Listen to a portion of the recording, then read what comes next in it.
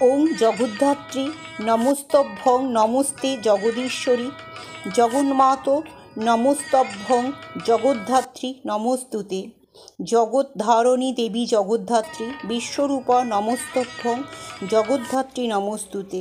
দেবী জগদ্ধাত্রী হলেন দুর্গারই এক সাত্ত্বিক ও বিকল্প রূপ। মার্কণ্ড পুরাণ এবং শ্রী শ্রী চণ্ডীতে এই দেবীর সুস্পষ্ট উল্লেখ রয়েছে। দেবীর নামের অর্থ জগৎকে যিনি ধারণ করে আছেন তিনিই জগদ্ধাত্রী। দেবী চতুর্ভুজা, তার 4টি হাতে রয়েছে শঙ্খ, চক্র, ধনু ও বাণ। তিনি সিংহবাহিনী এবং তার গায়ের রং উদিত সূর্যের আভার মতো। তার গলায় শোভা পায় নাগযজ্ঞ পবিত। পুরাণে বলা আছে, মহিষাসুর যখন হস্তি রূপ অর্থাৎ কড়ি ধারণ করে দেবীকে বিভ্রান্ত করতে চেয়েছিল, তখন দেবী চতুর্ভুজা মূর্তিতে আবির্ভূত হয়ে চক্র দ্বারা সেই হাতির সুর ছেদন করেন। তাই দেবীর অপর নাম করিন্দ্রাসুর নিষুদিনী। তার বাহন সিংহ সেই মৃত হাতির শরীরের ওপর দাঁড়িয়ে থাকে। ঠাকুর শ্রী রামকৃষ্ণ বলতেন, মানুষের চঞ্চল মন খ্যাপাটে হাতির মতন। হাতির বিনাশ মানে চঞ্চল মনের বিনাশ, অর্থাৎ জগদ্ধাত্রী দেবী অহংকার ও চঞ্চলতার বিনাশ করে শুদ্ধতা ও শান্তি প্রদান করেন। দুর্গা যেখানে শক্তির প্রতীক, সেখানে জগদ্ধাত্রী সেই শক্তির স্থিতি ও সংযমের প্রতীক। দেবী জগদ্ধাত্রী শেখান, অহংকারে নয়, আত্মবিশ্বাস ও সংযমে লুকিয়ে আছে আসল শক্তি। তার এই পূজা বাঙালি শক্তি সাধনার এক পরম দৃষ্টান্ত।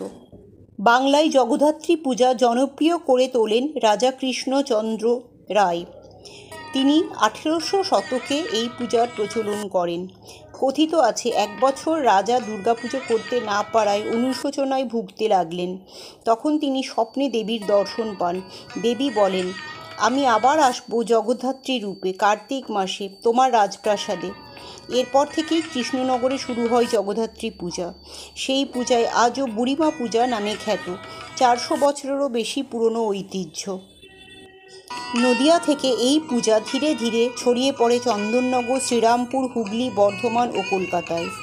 বিশেষত চন্দননগরের জগদ্ধাত্রী পুজো এখন রাজ্যের সবচেয়ে বিখ্যাত উৎসবগুলির একটি। ফরাসি আমলে শহরটিতে এই পূজা সামাজিক মিলনের প্রতীক হয়ে ওঠে। এই উৎসব দুর্গাপুজোর মতোই 4 দিন ধরে চলে, কোথাও কোথাও 5 দিনও হয়।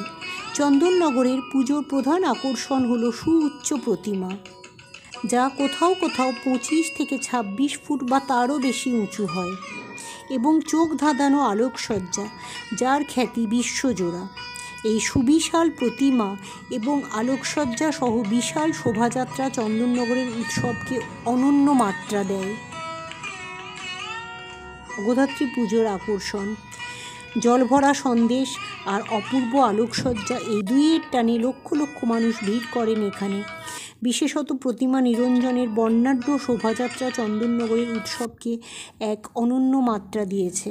চন্দননগরের জগদ্ধাত্রী প্রতিমার বৈশিষ্ট্যগুলি এইরূপ: ডাকের সাজে শুভ্রতা, গগনচুম্বী বিশালতা, করিন্দ্রাসুর নিষুদিনী রূপ, নির্মাণ শৈলী, এইসব। যদিও চন্দননগর ও কৃষ্ণনগরের পুজোই সবচেয়ে বিখ্যাত, কিন্তু শুধুমাত্র এই 2 শহরে এই উৎসব সীমাবদ্ধ নয়। পশ্চিমবঙ্গের অন্যান্য অঞ্চলেও দেবী জগদ্ধাত্রীর আরাধনা চলে মহা সমারোহে। হুগলির চন্দননগর ছাড়াও গুপ্তিপাড়া, রিষড়া, ভদ্রেশ্বর, মানকুণ্ডুয়ে জগদ্ধাত্রী পুজো বেশ জনপ্রিয়। নদিয়া জেলার কৃষ্ণনগর ছাড়াও শান্তিপুরের সূত্রাগড় অঞ্চলের পুজোও পরিচিত। বর্তমানে কলকাতার বিভিন্ন অঞ্চলে জাঁকজমক সহকারে জগদ্ধাত্রী পূজা অনুষ্ঠিত হয়, যার মধ্যে বেশ কিছু পুজো শতাব্দী প্রাচীন। এছাড়া হাওড়া জেলার আন্দুলে চৌধুরীপাড়ার সর্বজনীন জগদ্ধাত্রী পুজো অন্যতম। তবে দুর্গাপূজার মতো জাঁকজমক না হলেও কলকাতার পুজোতেও ভক্তিরসের কমতি থাকে না।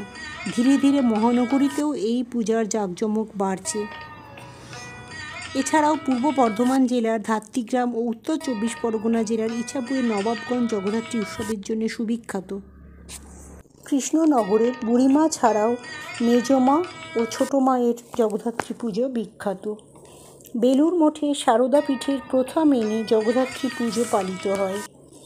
বহরমপুর খাগড়ার জগদম্বা মন্দিরে দেবীকে রাজরাজেশ্বরী রূপে পুজো করা হয়। জয়রামবাটিতে জয়া বিজয়ার সঙ্গে মায়ের আগমন ঘটে। চন্দননগর বানকুণ্ডু ছাড়াও হুগলির ভদ্রেশ্বরের তেঁতুলতলার মাও অত্যন্ত বিখ্যাত। এটি অত্যন্ত সুপ্রাচীন এক পুজো ও ভীষণই জনপ্রিয়। ওগো মা, তোমায় রেখে আঁখি না ফিরায়, সকলের মঙ্গল করো মা। জয় মা।